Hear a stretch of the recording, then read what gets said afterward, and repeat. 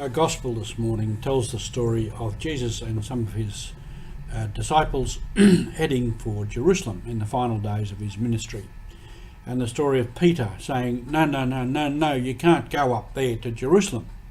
You know, you'll get into trouble. Things will be disastrous.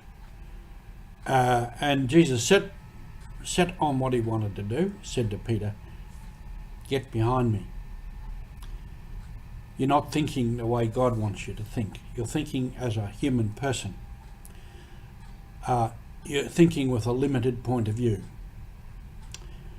This is Mission Alive. You're with Roger from the MSC Mission Office. What does this story tell us? About Peter, about Jesus, and about ourselves. Your thinking is human thinking, not the way God thinks. That's what Jesus said. Well, you can't blame Peter for thinking as a human being, because that's what he was. But Peter's thinking was influenced perhaps by many things.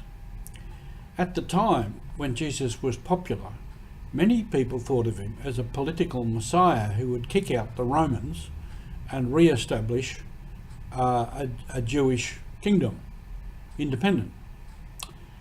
From there, right through to many other points of view on who Jesus was.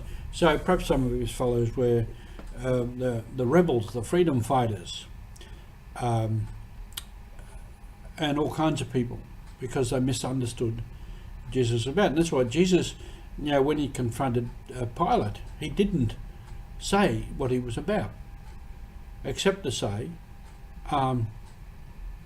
if I was to be this sort of Messiah, my people would be fighting for me. So Jesus understood his mission. He never ever said he was the Messiah, because it would have been misunderstood. He avoided that question. He knew what he had to do, and he was heading for Jerusalem, knowing there would be a confrontation and perhaps a final showdown with the authorities. And he knew this had to happen. Peter didn't want it to happen, because Peter had his point of view. Maybe he a little bit was influenced by the idea that Jesus was to become a political Messiah. Maybe he was influenced with the idea that Jesus' mission had to go a lot further and a lot longer and reach more people. But Peter's thinking was Peter's thinking. Now we have to think. How do we think? And how can we be blocking Jesus and the mission of Jesus in our lives because of what we think? Many people in our world today are totally committed to a secular world of career, jobs, houses, possessions, many things. And that's all. No thought of God or religion or Jesus at all. Many other people are very dedicated, very faithful, very Christian, and doing a lot.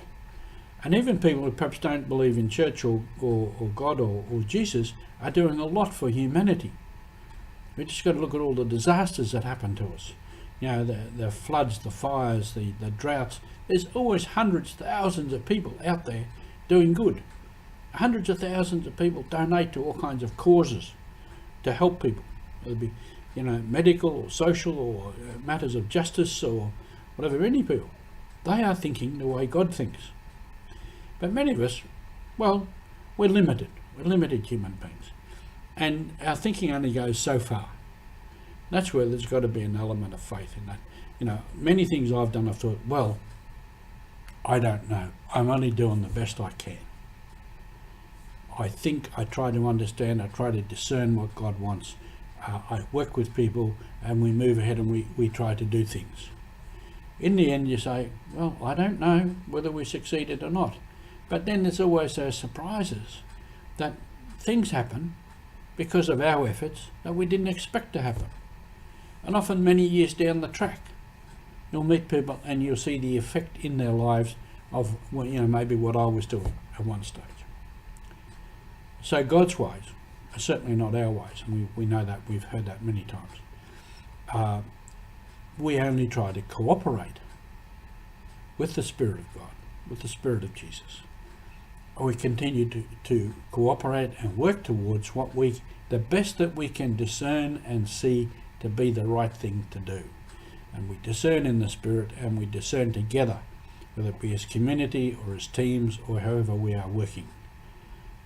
And trust in the end that God will do what God wants to do, that the Spirit of God will be working.